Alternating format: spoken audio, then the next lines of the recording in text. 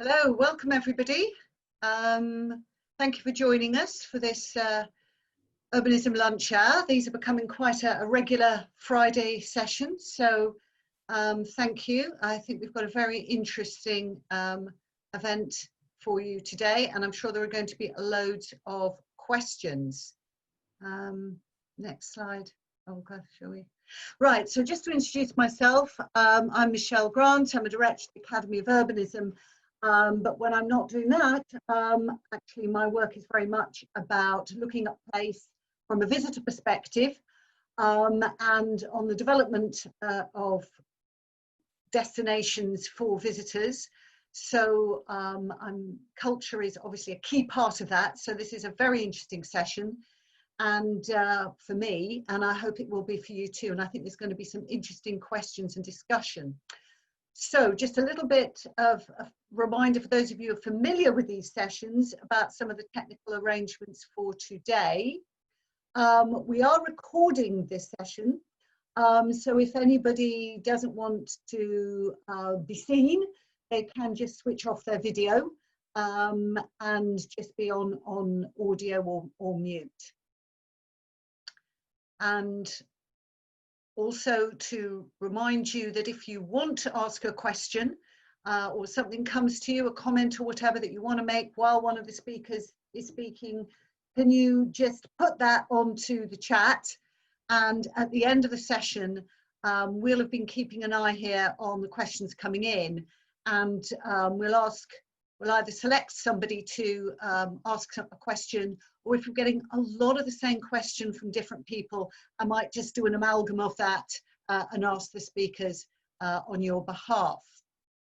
Hopefully everybody's clear on how to use the chat, but if you're not, certainly on my screen there's a little bar at the bottom, and there is an icon saying chat, and if you clicked onto that, you can just pop up a question. In terms of yourself and your Zoom profile, if you can add your name and where you are, because that's nice for everybody else to see, in case everybody doesn't necessarily know each other. So do that if you can. And also we are connected on Twitter as well. So the hashtag is Urbanism Lunch Hour. So do please tweet throughout the session if you'd like to, and indeed continue the debate on Twitter afterwards as well, because these lunch hours are snapshots. There's some big issues that are being covered, and so it's great to continue the debate subsequently. Okay, so moving on to the main business of today, can I first of all welcome both our speakers, Ghilardi, who's the founding director of Noema, and she will be talking about cultural placemaking. I know she's been doing lots of work in various cities across Europe on that, and is looking at models for that. So I think there's going to be some interesting ideas, quite challenging ideas about what that's all about. And also Councillor Asier Abaunza, who's Councillor for Public Works and Urban Planning at Bilbao Council, who's going to be talking about the case study of Bilbao and what they've been doing. We're all obviously familiar with Guggenheim, but what does all of that mean? What has been happening since, and what are the plans for the future? So the focus for today is around culture, what's been happening and what we can learn, and how things might change in a world that is very strange and changing for all of us right now. So I'd like to hand over now to Asier to tell us about Bilbao and what's been happening there as our first speaker, and then we're going to move straight into Cllr afterwards, so we will take questions after the two speakers, because I think the different approaches that they have will mean that we will get a really lively debate going if we hear both the talks one after the other. Asier. Egun on guztiei eta eskerrik asko gonbidapenagatik. Good morning everyone, and thank you for the invitation to be with you today.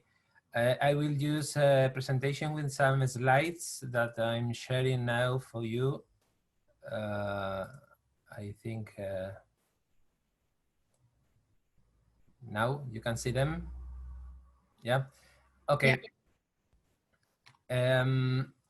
first of all, I must start saying that in Bilbao we have done a big change of the city from the industrial city to the service providing city. And it's a transformation that we did in the middle of another crisis that was previously the industrial and economical crisis of the 70s and 80s. At that time, we thought that culture should be an important part of this transformation process.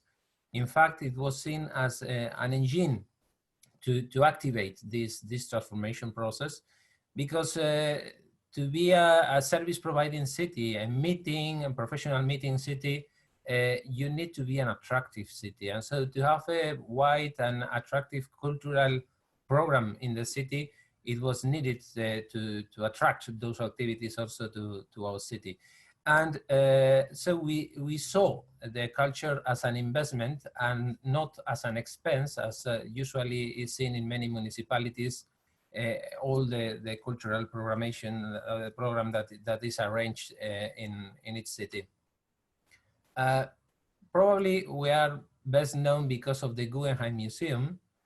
I must say that we didn't change the city because of it, but it's very important for the city to put again in the world map the city of Bilbao, and to put also the city inside the international circuit of art among other capitals of the world.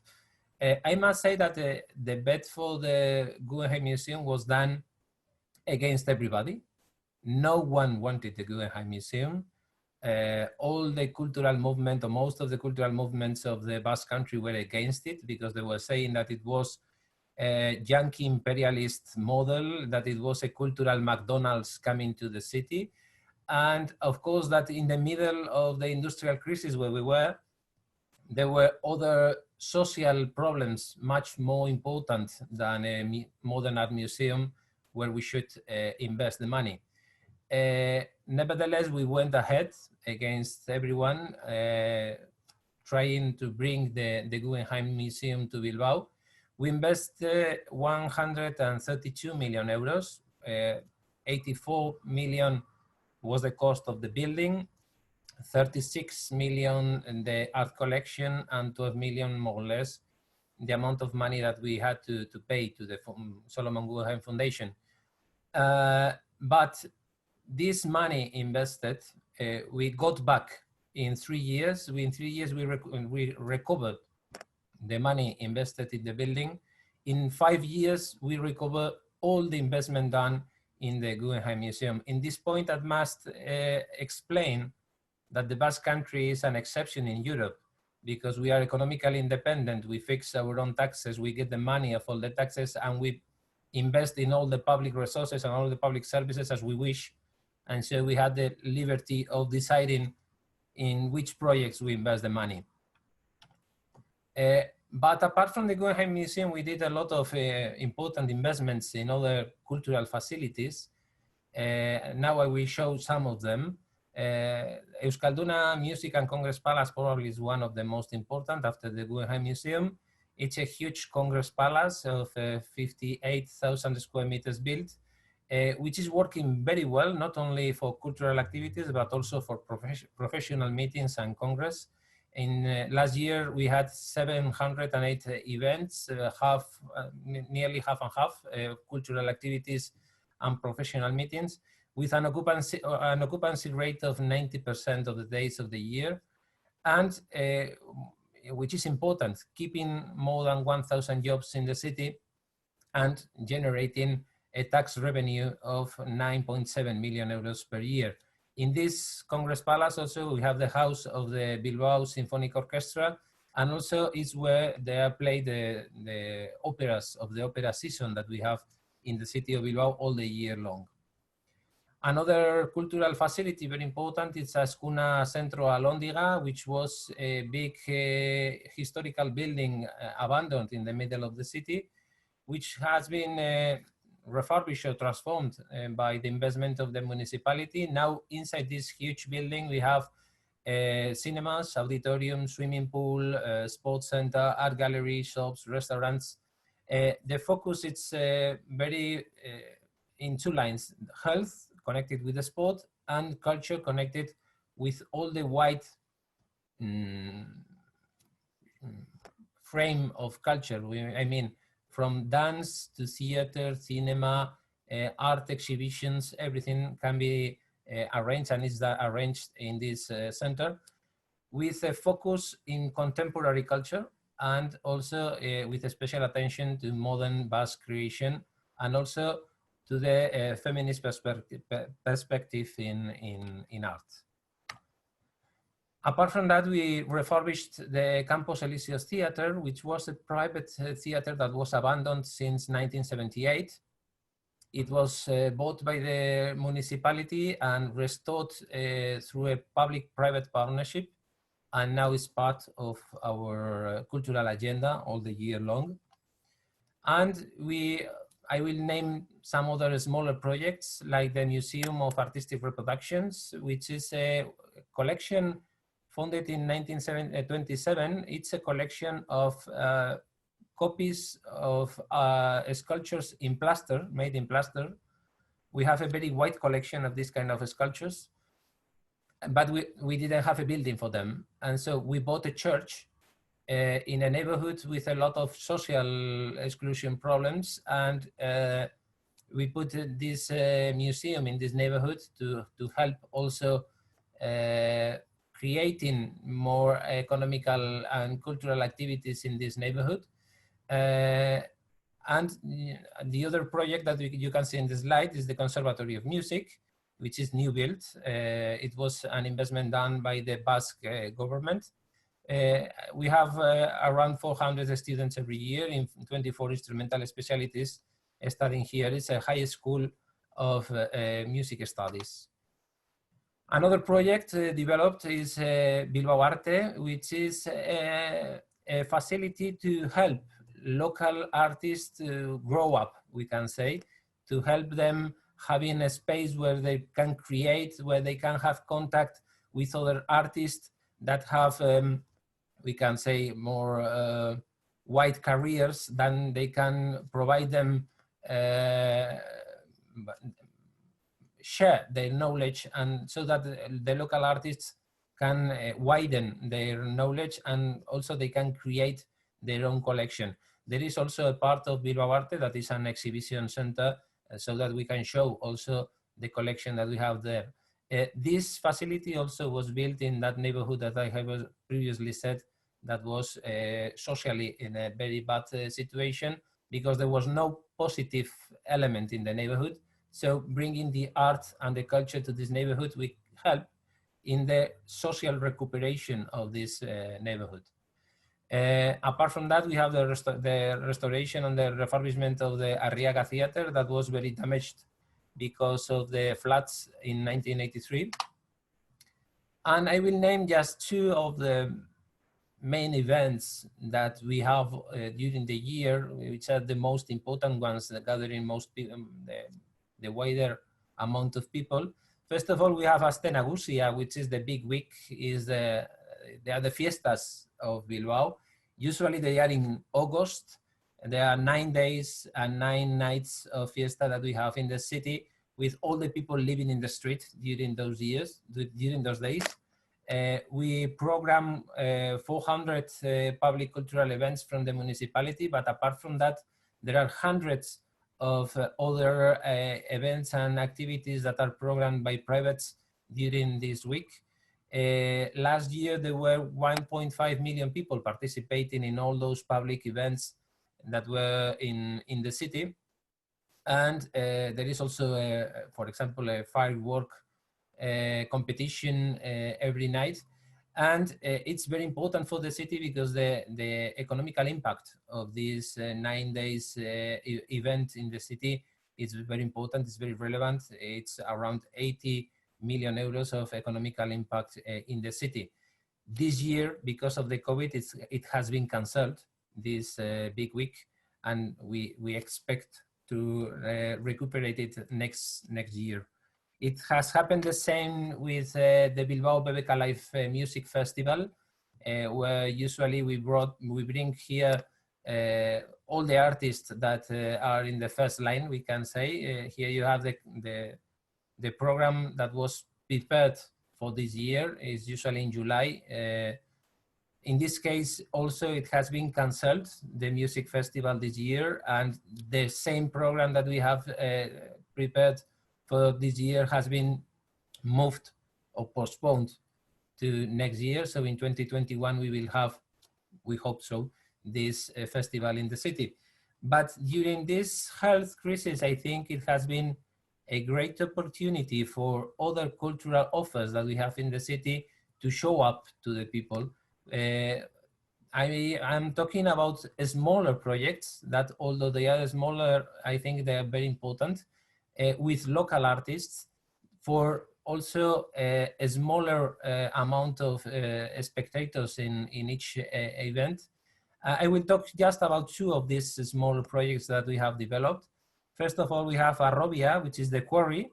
It's a public-private partnership to generate a space where local companies, local theater companies, local artists also can can arrange the shows, the spectacles that afterwards they are going to move in the rest of the theaters around the land or in other countries. So in this case also, we bought a church in another upper neighborhood of the city, and inside the church, we have transformed it to create this, we can say, theater factory that we have in the neighborhood. The other project, it's P6, Pavilion 6, which is a theater laboratory. This is a private initiative. At the beginning, it was a private initiative that was created in what we can say the meantime of a huge urban transformation operation that we are developing in the island of Zorrozaurre, which is a huge industrial area in the middle of the city that is going to be transformed in a new neighborhood. We are demolishing now a lot of industrial buildings, and in this case, a theater company hired one of these industrial buildings to create this pop-up theater inside the industrial building. The initiative has gone very well. In fact, this year they have created the Young Company of Theater inside the building, and now we have a partnership with them. And so the building is going to remain in the urban development that we are planning in the island. So it's going to be the local theater in the middle of the neighborhood. And so this creation theater and dance creation space is going to be preserved in this new neighborhood that we are rebuilding actually. And as we are quite optimistic and we expect that this COVID crisis is going to pass and we are going to recover the normality, and we still go on planning also, we can say, ambitious cultural projects for the future. And in this case, I show you the project to enlarge the Fine Art Museum that we have in Bilbao, which is a project designed by Foster and Partners and Luis Mario Uriarte Arquitectura, which is going to widen in more than 7,000 square meters the size of the classic museum that we have in the city, with an investment of 18.6 million euros, and we expect to have this work finished for 2023. You can show you can see the shape of this enlargement that is going to be done in the building, preserving the historical building that is going to be below. The project is called Agravitas, which is quite obvious why it has been called that way. And as I was told to fix to 10 minutes, I finish here. Eskerrik asko, thank you. And I think we can discuss afterwards after Leah has finished her presentation.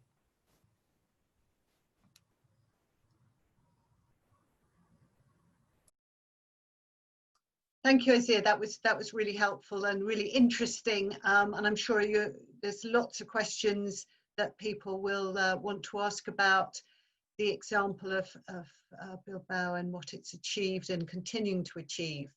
Before we go on to that, Leah, we now need to hear your talk, and we're really interested in a different perspective here, I think, which is not related to one specific city, but taking a look at some issues more widely. So over to you, Leah. Thank you, Michelle. Thank you. Can you see the presentation there? Yeah. Yes. Yes. Yes. Okay. Okay. So I think I just step back a second from what we heard from Asier, and I just wanted in 10 minutes to really offer some reflections from my work as a cultural planner, working with cities large and small, in Europe most of all. What have I learned, and what am I learning from the COVID pandemic? What I'm learning here from the COVID pandemic is that as many people agree, it's an opportunity. It's an opportunity to rethink certain models of development, one of which is the kind of culture-led development. And when it goes well, the culture-led development and regeneration is like in Bilbao, we heard just now, that's a good case. But when it goes wrong, the problems are many in my experience. So we start off by looking at the most dramatic case. And the most dramatic case is, I suppose, is what is happening to Venice right now. And what is happening is that we see, of course, the city is now much, the pollution has disappeared from the city. The city smells different. It is as if it's been bathed in Dettol and super cleaned and super, etc. Now, the question is this pandemic really putting a shining light on a problem that was already there? Now, the empty Venice is now empty, not just of tourists, but it's empty also of people who used to live in the city center. If you look at the population there since the post-war, it went down now to 50,000 people, and they're desperate to leave the city. So the sound you have now, as during the lockdown, is just the sound of hoovers and people in empty houses and in empty palazzi trying to keep it going before it sinks. But this is a long-standing problem, and it's a problem that is due to what we call technically over-tourism. It means too many tourists, and I put here, it's big money for the local economy, yes, but where did that money go? Was that invested in supporting the local community or not? If it had been invested in that, why would the local community want to leave now? Because there are no opportunities for them. That's the answer. So, and this has been a long-standing problem. 2009, the city staged, the community there staged the funeral of the city and saying, okay, we're not, we are not anymore citizens of this place. We lost ownership of our city. Same happens in many other cities that have heavy heritage and have actually never thought of how to activate that heritage in a positive way, in a creative way, as they have done in Bilbao. So some of these cities have been left in the past, and now that they are losing the tourism they have, they are now worried. They are trying to find new functions for them. So I wanted to go, I don't know why this is not, okay. Over-tourism is a problem in Barcelona and in other 98 destinations. So this is not just a small problem. It brings in money, but at the same time, it divides the local community. Here you see the image of people in Barcelona, in Barceloneta on the beach, trying to stop visitors from using the beach, which they feel has been in a sense invaded by tourism. And we know all the problem associated with this kind of over tourism. We know it in Dubrovnik, for example, in Croatia, where Game of Thrones, the HBO fiction launched in 2011, created for about 8, 9 years now in the city of Dubrovnik, the new potential, and brought in, I think, 1.5 million visitors, more than what they had before. But that 1.5 million visitors came all of a sudden, and they came usually to come into the walls of the city, which is a very dense space and small space.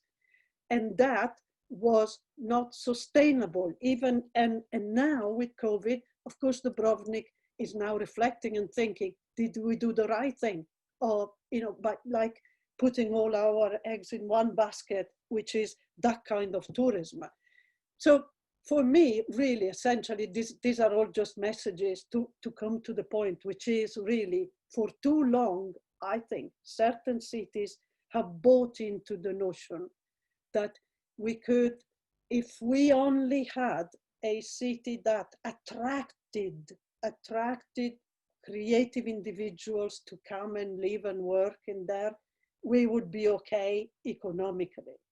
I think for too long, we have been thinking, why, okay, for too long, we have been thinking along these lines. And maybe some of you will know Richard Florida published in the year 2000, I think, or 2001, his book on the creative class and why the creative class needs to congregate in cities that offer amenities, that offer leisure, that offer culture. In a way, he was advocating what Michael Storper, a geographer, economist, etc., lately called the city as a playground. Now, the city as a playground, the way I seen it happening in many neighborhoods, also this is Brixton, has caused problems and unintended consequences.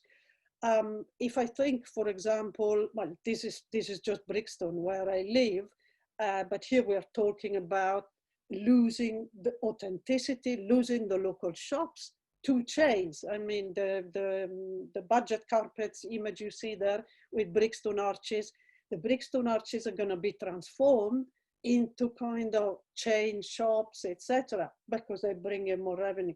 And the Pop Brixton down there was to be a meanwhile space from a car park, etc.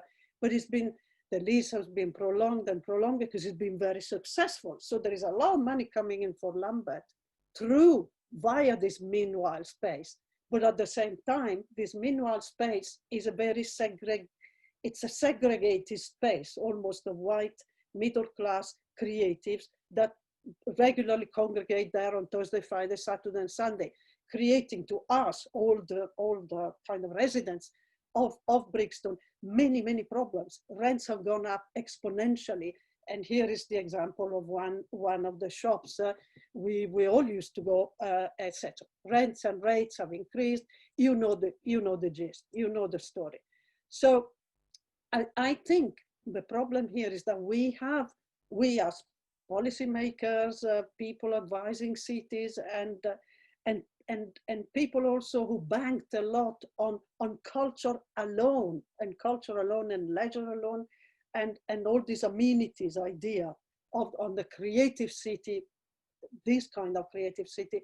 I think we had too much of an attitude, which is akin to what we did to the environment, of extracting as much value as we could from a neighborhood, from heritage, from former industrial buildings, from identity, from authenticity, etc., in order to create revenue, in order to create jobs, etc.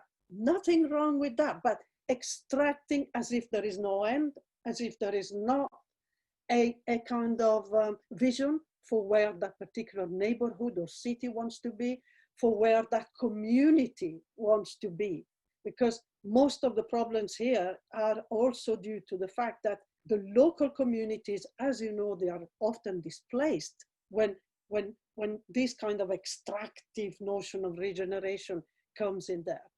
I'm not just moaning or complaining. I'm sure, I mean, I started working in 1990 in Glasgow with the capital of culture, and I can see the benefits that the European Capital of Culture brought there, as it did in Liverpool and in many other cities. What I'm saying here is, in 20 years, I have also seen the byproducts, the unintended consequences. And now the pandemic has really, in a way, highlighted what was already there. Because if you have cities that are segregated because people cannot afford to live in the city center anymore, and you have key workers, teachers, or people who actually were undervalued within the creative city notion, who contribute so much to society and cannot travel across the city, cannot access work or the jobs that the so-called creative city was creating, then you're not going anywhere as a city. You then have a problem. It's not sustainable, essentially. So in a way, I think we need to be more regenerative ourselves. We need to think more proactively about the qualities that our cities have, the skills that our communities have, the history we have. And I am with Michael Storper on this. And really, I mean, it sounds like it's my Bible, but it literally is here on my desk every day. It's called Keys to the City. And it was written in 2016 or 13, I can't remember now. But he also argues, among other things, that cities need to re-specialize. They need to go back and think of what is their DNA. They need to analyze, they need to map it, understanding, be aware of what they can do, what their communities offer. And then they need to connect across departments, layers of government, communities, disciplines, etc. And they need to put in place, test out, if you want, pilot mechanisms of local democratic engagement in order to think forward, to think more proactively in the way you could sustain your communities. In my view, I have always used this slide, and I think it's still true now, that I put at the center what I call the DNA of a place, of a neighborhood, a city, etc. But then that DNA is in the fabric, of that DNA is the people, the place, the geography, the connections, the mobility, is the landscape, and there's also the economy of that place, the history of what went on in there in terms of industry, in terms of entrepreneurship, etc. All this, and of course the institutions and the government, all this has to go together, hardware and software, I keep saying.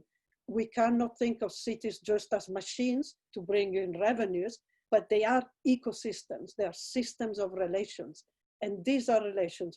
We cannot, in a way, we cannot just think of one cultural project and hope that that will solve everything, because it ain't so. It's not gonna happen, and it's not gonna happen now in the future even. So to me, it has always been, I don't know how I'm doing about time. If I'm over, tell me. Am I okay? 2 minutes, 1 minute? I have always been thinking that the city, the method we need to use is a people-centered approach to local development and place making. And we need to base actions, regeneration action, tourism plans also, which I'm doing a lot these days, based on the unique, distinctive. It's not so much just the genius lottery of the place. It's much more than that. It's a lot of layers of what is made the city of, and that we need to unpeel and then brainstorm on and bring the community in the first instance here. That's it. That's what, in my view, we need to do. We need to reflect, stop, look at place, and map what is going on in there. Before we think, oh, I need to do this. I need to invest in a bigger museum, in a bigger, I don't know, theater or something. I think before we jump into that in the future, and I would urge people to do that, why don't we reflect and think back? Why don't we do exercises of mapping? The exercises of mapping are tools for engaging the different layers of the community, the different stakeholders that are there. They are miniature expressions of local democracy, in my view. They can take place online, and now we are doing that a lot during lockdown, etc. But we can talk later on in the discussion, maybe more in detail if you're interested. Shall I stop sharing? Okay. Have I stopped sharing? Yes. Thank you to both speakers here. There's a few questions coming up on the chat, but maybe I might kick off with one which I think picks up on some of the comments that were made earlier, which is that I was quite interested in the use of Venice as an example of over-tourism, as we now like to call it.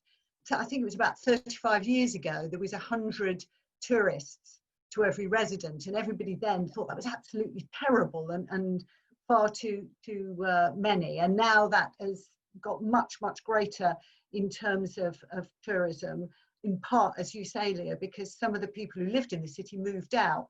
But it raises in my mind a question which is about, well, you know, why didn't Venice do something about it all those years ago, and they let it go on, and then of course, like all problems, it gets worse.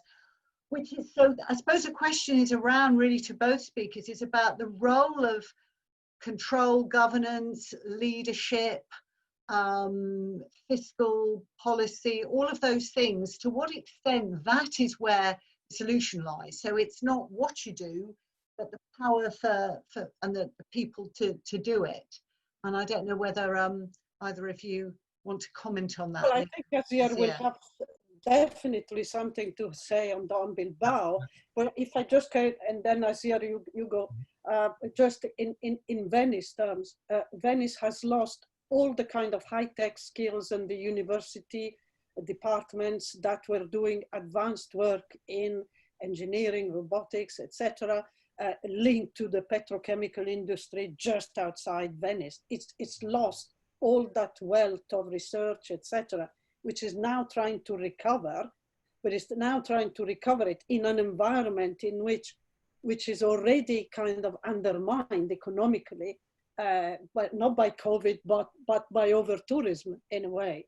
So it's going to be a hard hill to climb in terms of Venice, if they want to do this holistic, and if they really want to back their unique capabilities and skills, and if they want to attract people to come back and live in there. And thank God they have a mayor.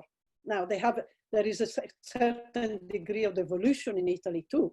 So there is some powers that the local mayor has, which I think we come to Asier, and I think his degree of independence and devolution in Bilbao is key. I agree with Leah's point of view. I think that the problem of many cities in the Mediterranean area is that they have focused too much in the tourism and trying to bring as much as tourists as they could to the city.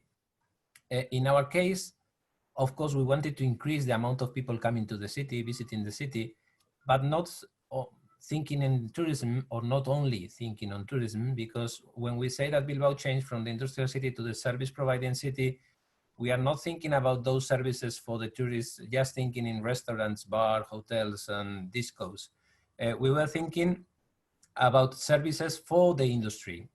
So engineering companies, insurance companies, and everything connected with that. So we are more interested in bringing to the city professional meetings and congresses that are job opportunities for local companies and local entrepreneurs to open markets and to have business. But if you want to bring those professional meetings, you must be an attractive destiny. So you must have an interesting cultural offer in the city to attract those events. In fact, in Bilbao, actually, tourism represents only 7% of the GDP of the city. So it's important, but not so much. And we are trying also to keep the increase in the number of tourists coming to the city in a, we can say, affordable amount. For example, 3 years ago, we saw that there was a big interest of local entrepreneurs for opening bars and restaurants in the old town of the city, focused in the tourists, for pinchos and dinners, lunches, and similar. But they were too much, and they were pushing the local commerce out of the old town. And so we have banned the possibility of opening new bars and restaurants in the old town, so that we keep the amount of local shops that we had in the old town balanced with the amount of bars and restaurants and taverns that we have in that zone. And the same thing, it has been something new in the city, the market of tourist flats, we can say, where you hire your flat for the tourism use. And so, and also there are different hotel companies that want to open new hotels in the middle of the city and next to the old town. And now that we are renewing the general urban plan of the city, we are also banning the possibility of transforming residential buildings into hotels in the old town of the city to preserve that. So we are trying to break a little bit the high speeds, we can say, of the tourism in the city. We don't have a problem of over-tourism. And as I have said, we are more focused in bringing to the city people connected with business more than people connected with tourism. Although, of course, it's coming also people that is just visiting the museums and their surroundings, or cruises, for example, that are now arriving to the city that 20 years ago they were not coming to Bilbao. Okay. Can I open out the questions a little bit more? We've got various questions coming through. There was an interesting one from Tim Challens about, which is bringing us right up to date with some of the changes we're experiencing right now. Tim, I don't know whether you want to pose that question. Hi. Did answer it from the point of view of Bilbao, because Bilbao is the answer was Bilbao is a prosperous city and can manage the gap created in earned income from the from this crisis. And but of course, you know, I take on board a lot of what Leo's saying about our reliance on culture as an investment and then an attraction and then the negative effects. But I have a more immediate concern that in Britain, where many of the institutions we're talking about are supported by grants and by a huge need for earned income, that they are now, you know, theatres, museums, galleries, whatever, are now saying, we may not survive this. We may not survive the lack of income. And often people sort of shout for a bit and then it all works out in the end. But I think there's a real, I'm linked with a number of institutions in Nottingham, and there's a real concern that they just will not survive without earning income to go through, and we won't have a cultural economy in which to invest, or we won't have a cultural economy in which to attract people, and we don't have a government which would be inclined to reinvest in a cultural economy. It's not something that's being discussed at a national level. And I'm wondering if anybody had any views on you know, how we might survive this, particularly from the point of view of Bilbao. But you say it's a very rich city in that respect, or maybe Leah has some views, because we're not subject to over-tourism. We're subject to a dependence on tourism, which is a different matter from Venice, Barcelona, and other examples. Well, you see, what I see in Europe, I'm working now in Luxembourg with a city that will be the European Capital of Culture in 2022, is eye-watering investment in cultural provision and institutions right now as an emergency funding. Amsterdam, for example, the city itself got 17 million euros, 17 million euros, just the city itself, to invest in supporting cultural institutions and organizations, etc. So there are different degrees of investment. In this country, we have seen the beginning and very small attempts at gaining a framework for investment in freelancers, in keeping alive small and SMEs in the creative industries, etc., because they are the backbone of innovation, of design, of the economy, etc. They contribute a lot to the economy. So there is an economic argument there for investing, keep investing in that, and maybe do a sort of quantitative easing for the kind of culture and cultural institutions here. What I see in Europe is also cultural institutions that are completely rejigging, redirecting their work to go at first now, and for the past 2 months, completely online, but providing packages for education. So for the first time, I see big museums in Italy or in France or in Belgium or something that become really civic spaces that genuinely fulfill a role, which is to help the local communities, because that's what they are. From now on, it will be domestic people using those cultural institutions or going there, etc. So it will be like this for at least a year now. But I see cultural institutions taking on a much bigger role in terms of taking responsibility for the whole of the community, whereas maybe it wasn't the same 3 months ago, 4 months ago.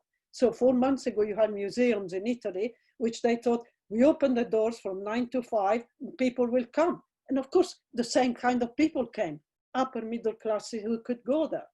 So, there is a role also that the cultural institutions need to play, and there is to play more aggressively, and they need to come forward more aggressively and show how they can contribute to the health of the community. There are papers being written right now by the European Commission, by experts such as Pierluigi Sacco, showing how art contributes to well-being and health in communities.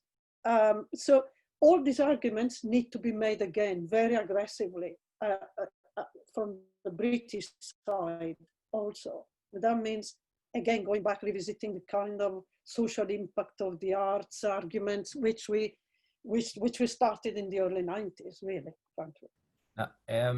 Connected with this question, in the case of Bilbao, and this year, this is the worst year we can say, because as you have said, Tim, there is no income in many cases. We don't have such a problem. I mean, it's not going to be a cultural desert, as most of the cultural facilities of the city are public participated. And so they are going to be held by public budget, in this case, those halls that this year they are going to have.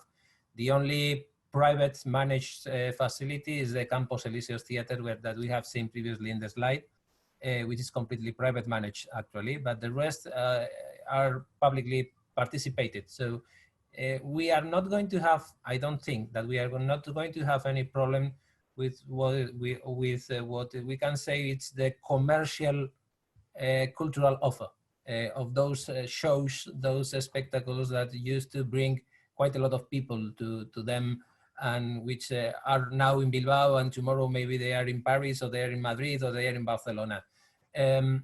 What we are focusing this year is that we must hold our local artists, our local dance companies, our local musicians.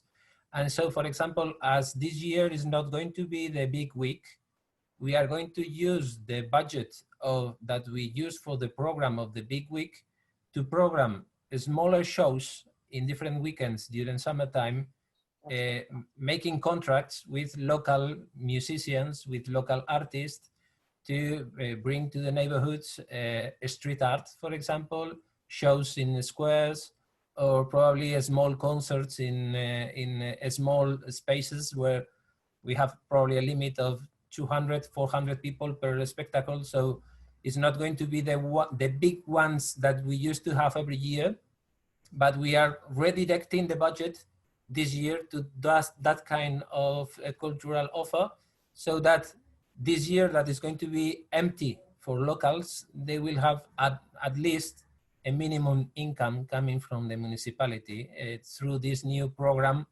And that way also we can feel a little bit the agenda of this summertime that is going to be quite dull for us without any fiesta, because in the Basque Country we have in a chain all the fiestas of the cities around. We used to start in July with the Bulls in Pamplona. We go on with Vitoria, later San Sebastian, later Bilbao. And so you can stay all the summertime from one city to another with a wide cultural program quite near one from each other. But this summertime is not going to be that way. So we are thinking about a smaller program in each neighborhood and contracting local companies. Very good.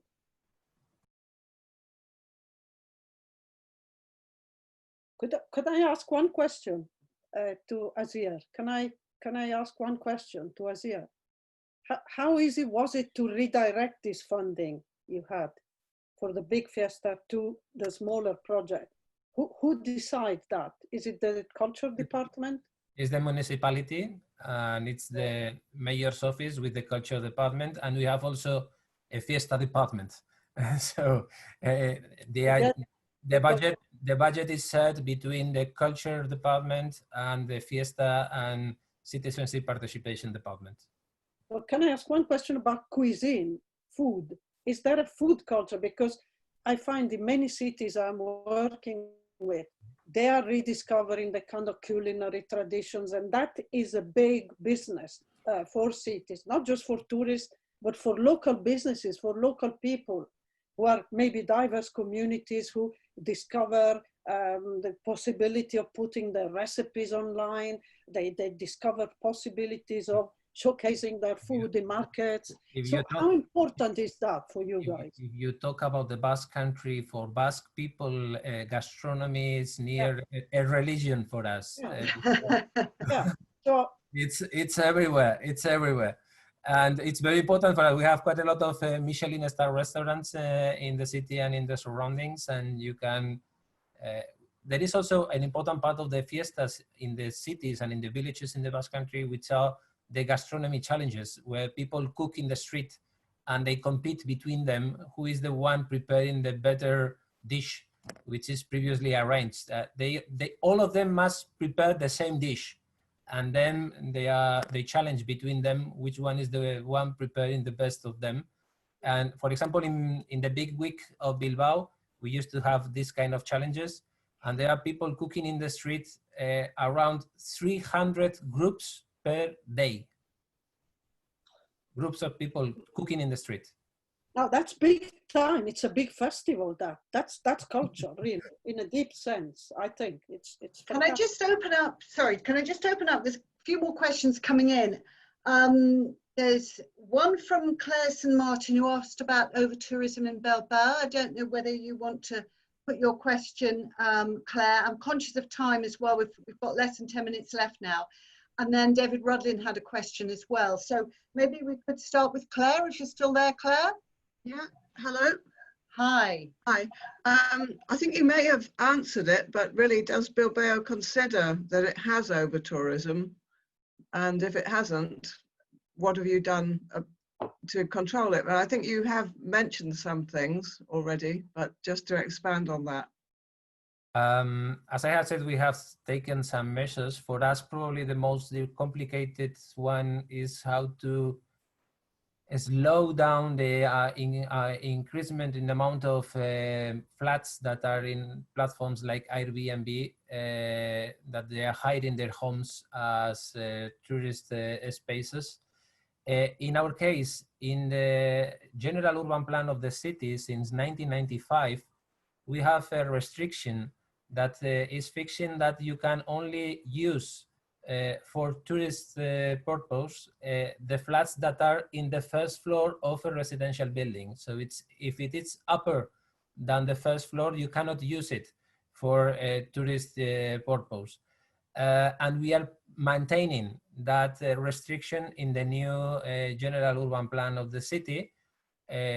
Tourist companies brought this restriction to the judge, as they, of course, they didn't agree the restriction, but the judge gave us the reason.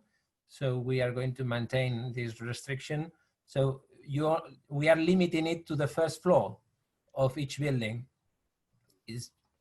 Probably it's not so much break to this market, but it's more than the limit that is in other cities. I think that, for example, in Barcelona or in other kind of cities, if they have had this kind of limit to open this kind of business, the problem now would be less than the one that they have actually. Right. Interesting, interesting. And there was a question also from David Rudlin, I think a bit earlier on. Where are we now? I'm scanning back up here so I can I'm here. David, go. Hi, yeah, I mean, my question was about, whenever you look at a city strategy, it almost always has a line in it about encouraging tourism, encouraging visitors. Are we saying that's now a bad thing? I guess it's a question for Leah. Should we not be doing that anymore? Or is it just a case of, a bit like regeneration, you can have too much of a good thing, things get carried away. It's quite difficult, as Kevin says, to have capacity control on tourism. How do you do that? Is it something we should therefore be including in city strategies now? We certainly should. I mean, there is no reason why we shouldn't. The question is how to control it. I think controlling is the word here. And then also having an eye on sustainability. For example, in the project I'm doing now in Luxembourg, what I'm finding is that they wanted the tourism to come to big rock events because they have a big rock venue or something. And I was saying, well, apart from the fact that now they can't have them, and so that's it for a while. But also I was thinking, why do you have one rock venue, but you have thousands of other things that work in this city? They have a circular economy, networks that produce projects, that produce products also that are homemade authentically in the city. Nobody markets those products. Nobody wants that kind of tourism that comes to experience the making of those products, which are design products and very interesting. Nobody wants to, they don't think, the politicians don't think that it is worth attracting a kind of tourism that will come from the Luxembourg city on electric bikes, for example. They don't think that's possible. They don't think they are aiming for that kind of tourism. Basically, it's a question of getting into the mind of the policymakers and the politicians right now, kind of trying to convince them the bigness, the kind of the short term and the big idea is not the key anymore to unlock the economy, but it's the opposite. It's the small and incremental that will work now, working from what you already have, working by highlighting what is already working well. For example, then in Luxembourg, we have a city that has 120 different languages with nothing, no shops, no retail that represents that kind of diversity. So we are working a lot on food, for example, and there as a glue to try and launch a different kind of tourism, a slow tourism, for example. Or basically what I'm trying to say, you've got to work with the resources you have. If you have interesting architecture or heritage, go back into the history of that, add some creative guides to those buildings, use enhanced reality, in immersive projects also, but do kind of showcase what you already have on a small scale first and then carry on. The tourism of tomorrow is the domestic one, is mostly women, is mostly of a certain age, and is mostly someone who want to go to a place for the authentic feeling. If we give them Barcelona forever, I'm sorry, they're not going to come anymore. Okay, I'm very conscious of time. I'm also conscious there's all sorts of comments and discussions happening on the chat there, which are actually quite interesting. We're not going to have time to have a full discussion on all of them. Can I take this opportunity to thank both Asier and Cllr? I think it's been a really interesting debate, and I do hope that people do get onto Twitter and continue that conversation afterwards. Or informally with each other, because there are some interesting things coming up. And, you know, whether we're talking culture, whether we're talking cultural tourism, whether we're talking locals, whether we're talking about regeneration elements, these are all intertwined, and it's not a simple answer. So there's some good and some bad examples out there. So let's all learn from the good and think about how things might move on. So once again, thank you to both our speakers, and thank you to everybody who's joined us today. And I know that Olga has a final few slides to wrap up and tell us about the next sessions that we'll have on for the Friday lunchtime seminars. Olga. Thank you, Michele. So let me share my slides. Thank you all for coming today. And as Michele said already, we have more events coming up. And next Friday, we have on 12th of June at 1, we have a follow-up from our last session, COVID-19 streets and public realm projects. This time we will share international best practices, and we have the speakers will be one based in New York, Michael Lydon, who is a founding principal of street plans, and he will share his learnings and experience from New York. And Tim Stoner, who is managing director of Space Syntax and also director of the Academy. And we look forward to see you all next week. For more activities and events, please visit our website online and click on events page, where you can find all our Academy and Young Urbanist events that you can participate.